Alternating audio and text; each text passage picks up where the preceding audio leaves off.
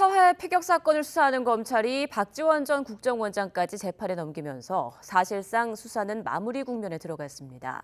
하지만 탈북어민 강제 북송 사건과 블랙리스트 의혹 등 문재인 정부를 겨냥한 검찰 수사는 해를 넘겨서도 이어지게 됐습니다. 홍민기 기자입니다. 서해 피격 사건과 관련해 재판에 넘겨진 문재인 정부 인사는 모두 5명. 서훈 전 청와대 국가안보실장, 박지원 전 국정원장과 비서실장, 서욱 전 국방부 장관, 김홍희 전 해경청장 등입니다. 피격 공무원 고 이대준 씨는 실족해 바다에 빠졌을 가능성이 크고 당시 국정원도 자진월북이 명확하지 않다고 보고했는데도 남북관계 악화 등을 우려해 사건을 은폐하고 월북몰이를 했다는 게 검찰의 결론입니다. 최고 윗선은 서훈 전 실장으로 결론 짓고 문 전 대통령에 대해선 별도의 조사는 하지 않았습니다.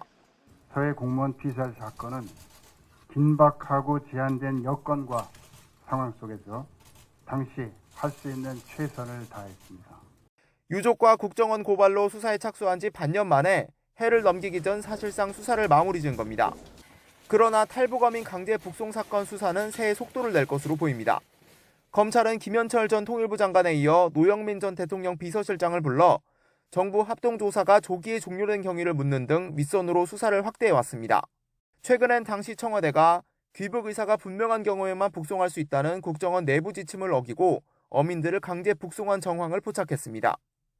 상황을 총괄했던 정의용 전 국가안보실장을 연초에 소환한 뒤 처벌 대상과 범위를 결정할 것으로 보입니다. 문재인 정부가 전 정권에서 임명된 공공기관장들에게 사퇴를 종용했다는 블랙리스트 의혹 수사도 현재 진행형입니다. 초기 인사 책임자였던 조현옥 전 청와대 인사수석이 검찰에 소환됐고 산업부 블랙리스트 의혹의 핵심 피의자인 백운규 전 산업통상부 장관도 곧 재판에 넘겨질 거란 관측이 나옵니다. 저희들이 그렇게 지시받고 저렇게 움직이고 그러지 않고 항상 법과 규정을 저희들이 준수하면서 업무를 처리드렸다.